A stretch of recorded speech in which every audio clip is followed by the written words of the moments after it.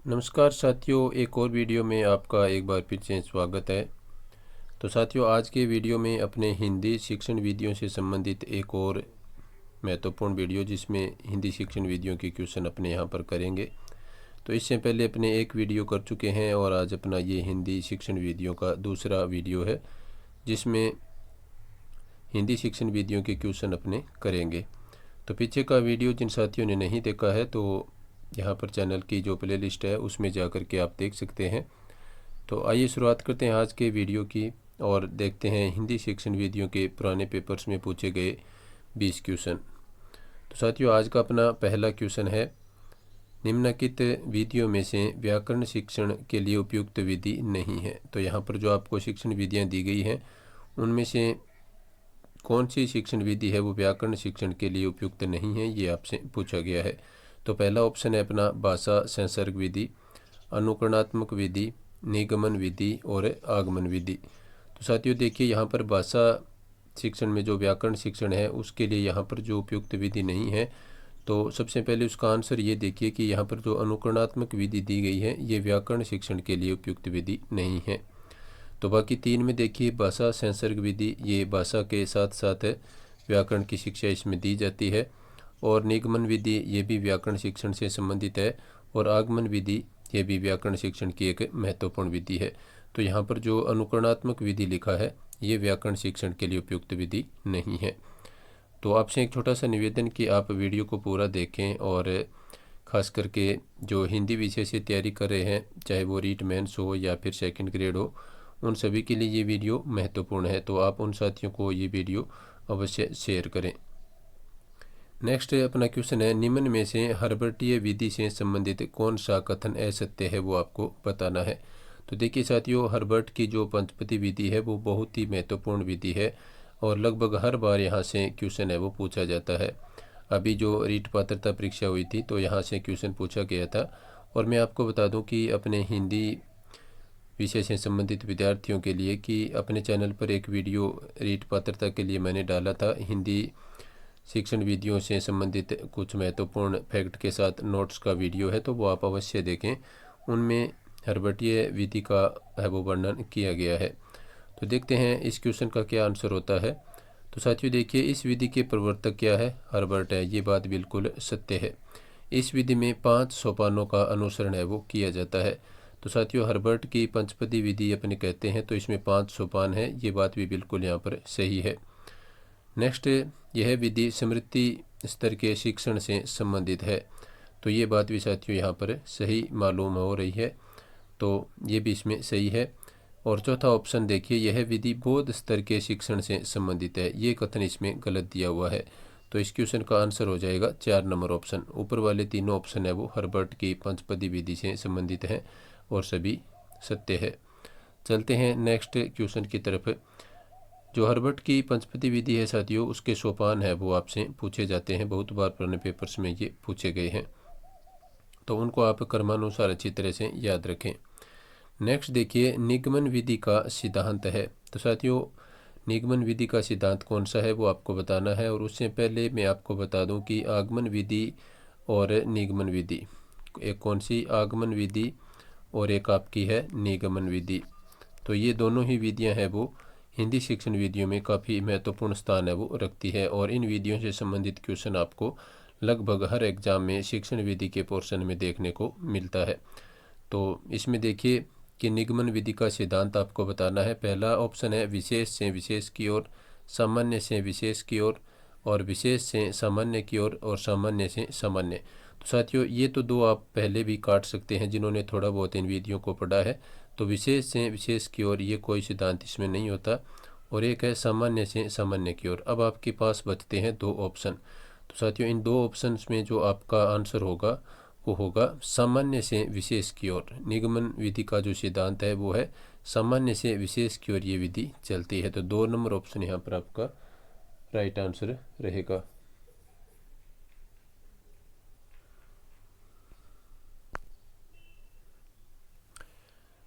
Next question देखिए, साहचर्य विधि का आविष्कार किसने किया। ये भी महत्वपूर्ण विधि है साहचर्य विधि। कुछ ऐसी विधियां हैं, ये 5 से 6 विधियां जिनका लगभग आपको हर पेपर्स में है वो क्वेश्चन देखने को मिलता है।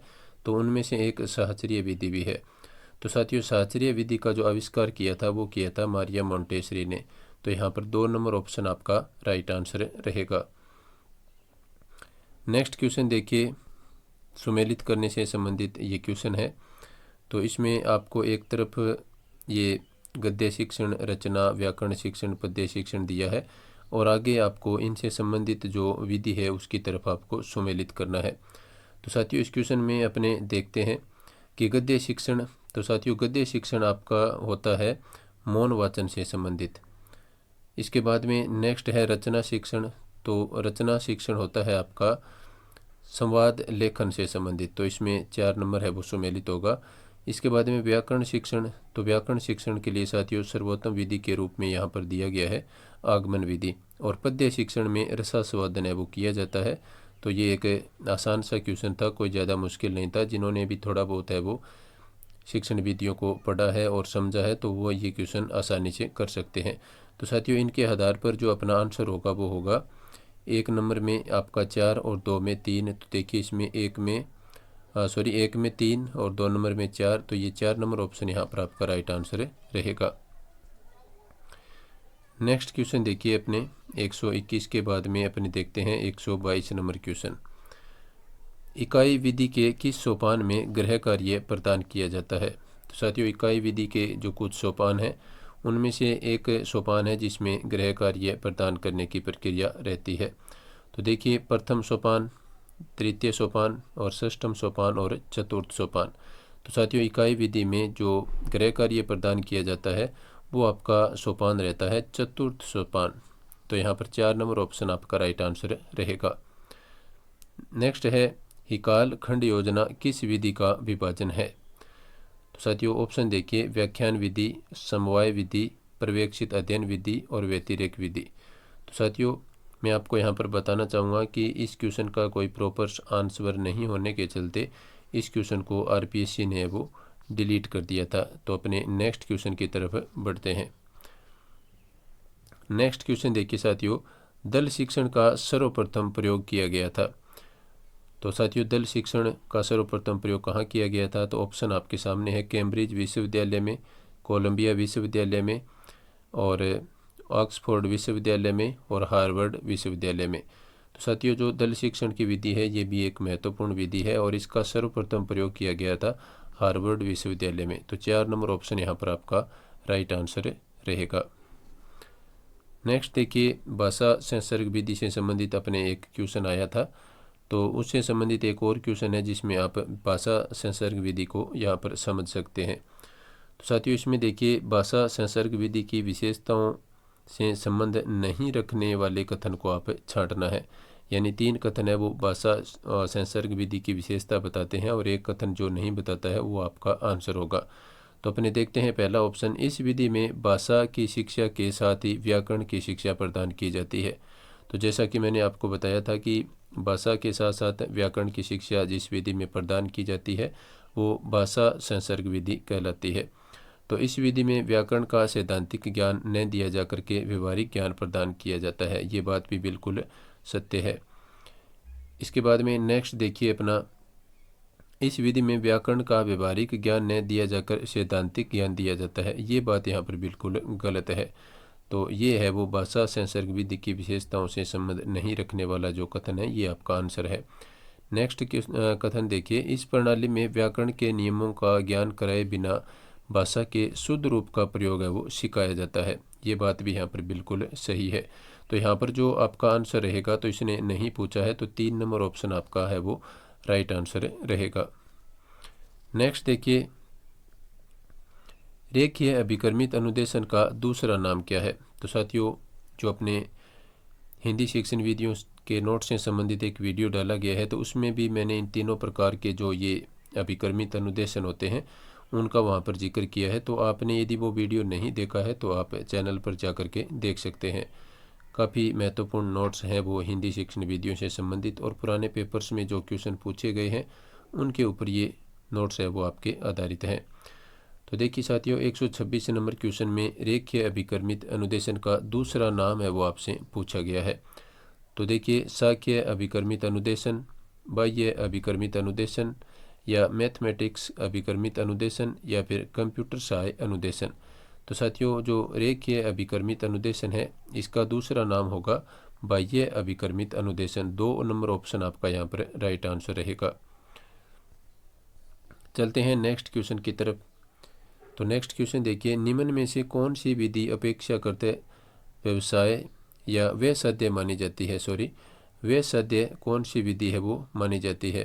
तो यहाँ पर आपसे ये क्वेश्चन पूछा गया है। तो देखिए सैनिक विधि, भाषा शिक्षण यंत्र विधि, अभिकर्मित अनुदेशन विधि और अनुकरण विधि। तो साथियों यहाँ पर जो आपका आंसर होगा वो भाषा शिक्षण यंत्र विधि है वो व्यवसाय विधि मानी जाती है, क्योंकि इस विधि के अंतर्गत आपको एक भाषा प्रयोगशाला की आवश्यकता पड़ती है जिसमें सभी प्रकार के यंत्र है वो होने चाहिए।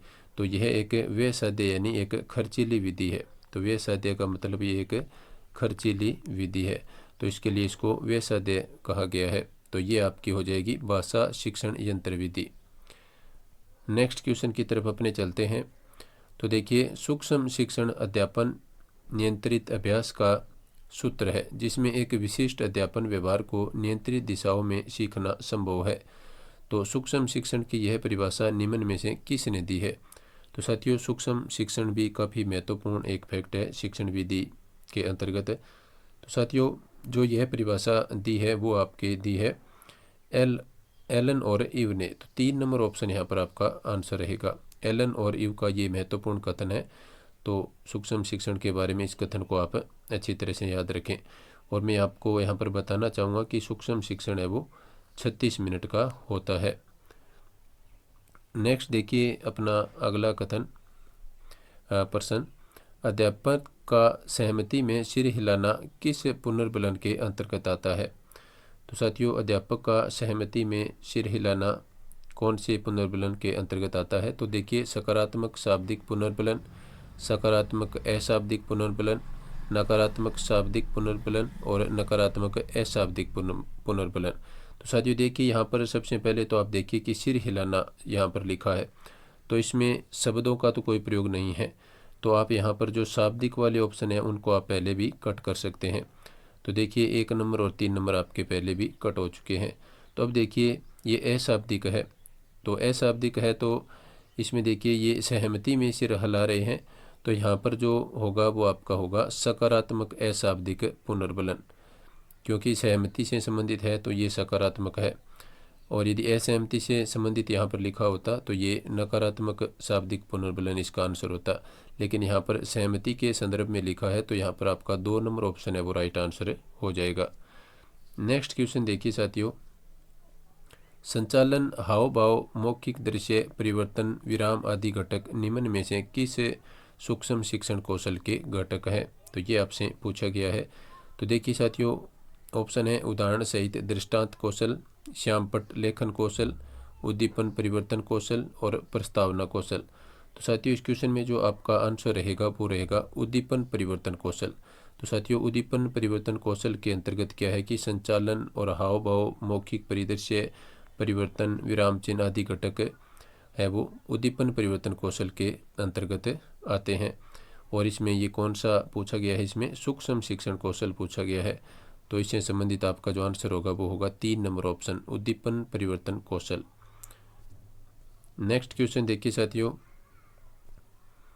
श्रवण, पठन, लेखन आदि किस उद्देश्य के अंतर्गत आते हैं। तो साथियों ये क्या है, भाषा के कौशल है। भाषा में 4 कौशल होते हैं, इनका भी अपने नोट्स में बहुत अच्छी तरह से है वो वर्णन किया गया है।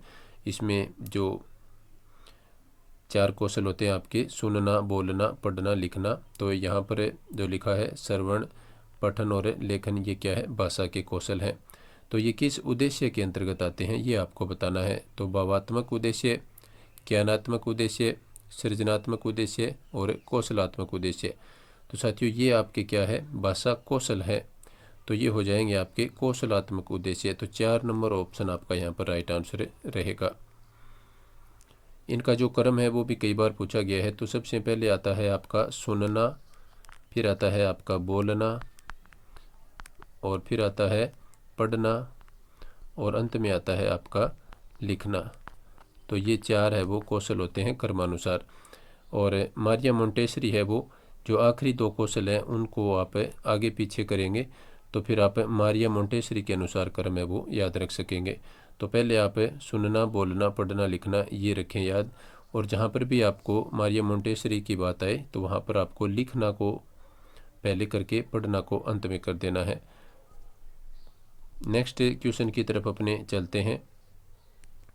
तो साथियों नेक्स्ट क्वेश्चन आपके सामने है कि कुछ विशिष्ट उद्देश्यों की पूर्ति हेतु विद्यार्थियों को ऐसी एक दूसरे की पूरक अनुभूतियों से युक्त क्रियाएं कराना जो मिलकर एक इकाई बन जाती है। तो उपरोक्त कथन निम्न में से किससे संबंधित है? तो साथियों ये कथन है आपका इकाई योजना से संबंधित। तो 3 नंबर ऑप्शन यहाँ पर आपका राइट आंसर है वो रहेगा। नेक्स्ट क्वेश्चन देखिए, सीता वाद्य किस तरह की शिक्षण सहायक सामग्री है? तो ऑप्शन है दृश्य श्रव्य या फिर स्पर्श्य। तो साथियों ये जो सीता वाद्य यंत्र है ये किस प्रकार की सहायक सामग्री हो जाएगी? तो यहाँ पर आपका आंसर होगा श्रव्य सामग्री है, इसमें अपने केवल सुन सकते हैं। तो सीता वाद्य यंत्र एक श्रव्य सामग्री है। तो अपने जो नोट्स हैं जिनसे संबंधित एक वीडियो अपने डाला है तो उनमें भी जो तीनों प्रकार के ये जो श्रव्य साधन आपके होते हैं, दृश्य होते हैं, दृश्य श्रव्य होते हैं और केवल श्रव्य होते हैं, उन तीनों प्रकार के जो साधन है उनका अच्छी तरह से डिवाइड करके 3 पार्ट्स में वहाँ पर आपको पढ़ाया गया है। तो वो वीडियो आप अवश्य देखें। नेक्स्ट देखिए साथियों, निम्नलिखित में से कौन सा जोड़ा है वो सुमेलित नहीं है वो आपको बताना है। तो देखिए इसमें विश्वसनीयता, छात्रों द्वारा प्राप्त अंकों में विचलन न हो तथा पुनः मूल्यांकन के पश्चात भी अंक समान हो। वस्तुनिष्ठता में क्या होता है कि परीक्षक की रुचि, भावना व दृष्टिकोण का मूल्यांकन प्रभाव नहीं पड़ता हो। और विभेदीकरण में क्या है, मूल्यांकन सक्षम असक्षम छात्रों में भेद करने की सामर्थ्य रखता हो। और वेदता में क्या है, परीक्षक की रुचि, भावना व दृष्टिकोण का मूल्यांकन पर प्रभाव पड़ता हो। तो साथियों यहाँ पर जो आपका आंसर रहेगा वो रहेगा, इसमें जो सुमेलित नहीं है वो पूछा है तो 4 नंबर ऑप्शन में है वो बात है सुमेलित नहीं है, वेदता से संबंधित। चलते हैं नेक्स्ट क्वेश्चन की तरफ। 135 नंबर क्वेश्चन देखिए। तो देखिए साथियों यहाँ पर पूछा है सतत एवं व्यापक मूल्यांकन की विशेषता नहीं है। तो देखिए साथियों इसमें है विद्यार्थियों का चहुमुखी विकास, विद्यार्थियों को परीक्षा के भय से मुक्त करना, निदानात्मक व उपचारात्मक शिक्षण में सहायक और विद्यार्थियों में रटने की प्रवृत्ति विकसित करना। तो साथियों यहाँ पर जो आंसर है वो आपका बिल्कुल सामने पड़ा है कि सतत और व्यापक मूल्यांकन की विशेषता नहीं है।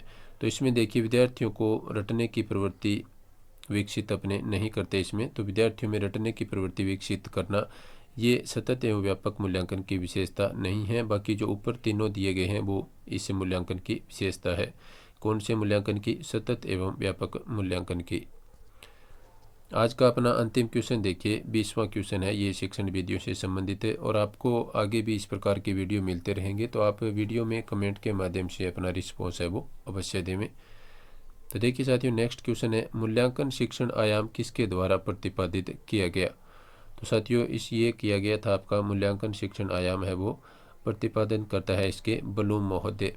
तो 1 नंबर ऑप्शन आपका आंसर रहेगा। इन्होंने मूल्यांकन शिक्षण आयाम के 3 तत्व है वो माने हैं। तो उन तीनों तत्वों का आपने जो नोट्स हैं उनमें इस प्रकार से डायग्राम बना करके अच्छे से उसमें वर्णन किया गया है। तो वो नोट्स के वीडियो आप अवश्य देखें।